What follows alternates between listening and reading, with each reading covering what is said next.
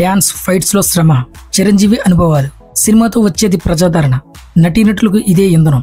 బాగా నటిస్తే చప్పట్లు పడతాయి, బాగా నటించకపోతే చత్కారాలు ఎదురవుతాయి. అయినా నటనే వారికి ఇష్టం. సినిమాల్లో నటించాలని ఫిల్మ్ ఇన్స్టిట్యూట్ శిక్షణలు, అవకాశాల కోసం ప్రయత్నాలు, ఆఫీసులు, దర్శక నిర్మాతల చుట్టూ కీలు. కెరీర్ బిగినింగ్ లో ఇవి సహజం. మొత్తంగా ఒక్క ఛాన్స్, ఓ వరం అలా అందిపుచ్చుకున్నారు చిరంజీవి. ఇన్స్టిట్యూట్ విద్యార్థిగా సినిమాలో అవకాశాలు పొంది తనను తాను నిరూపించుకున్నారు. వర్ధమాన కథానాయకుల్లానే తనకు కూడా ప్రేక్షకదారణ దక్కాలని, తన నటనకు ప్రశంసలు దక్కాలని కోరుకున్నారు. ఇదే విషయాన్ని తన తొలి సినిమా పునాదరాళ్ళు సమయంలో నటుడు మురళీమోహన్ తో పంచుకున్నారు అన్నయ్య. నన్ను ప్రేక్షకులు ఆదరిస్తారా, చూస్తారా అని.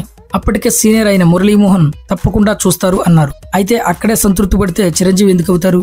ప్రేక్షకదారణ దక్కాలంటే ఎవరైనా శ్రమించాల్సిందే, నటనలో రాణించాల్సిందే. అయితే చిరంజీవి ఇందుకు రెండింతలు ఎక్కువగా శ్రమించారు.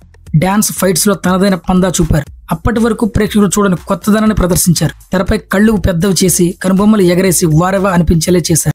డాన్స్ లో మేనేజర్ చేసిన విమర్శను తీసుకున్నారు.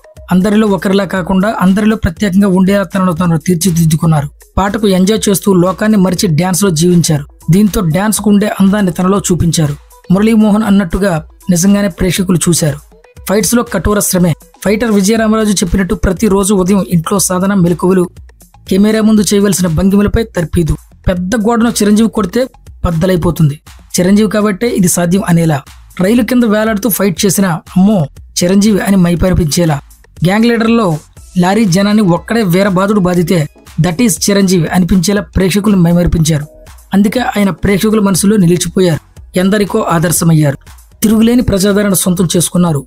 ప్రేక్షకుల్లా ఆలోచించి తెరపై ఎలా కనిపిస్తే తను సంబరపడతానో అలానే ప్రేక్షకులు తనను చూసి సంబరపడేలా చేశారు. మురళీమోహన్ అన్నట్టు చిరంజీవిని జనం చూడలేదు, హీరోగా ఆరాధించారు.